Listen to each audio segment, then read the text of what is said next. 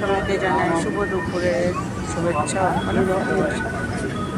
তো আমি আজকে আমাদের এখানে সেনাবাহিনীর রক্তদান শিবির ছিল, যেখানে প্রত্যেকবারই দিই আমাদের ক্লাবে, এবারও দিয়ে এলাম। দিয়ে আমি যাচ্ছি একটু বাপের বাড়ি, ট্রেনে আছি। তো থাকুন সাথে।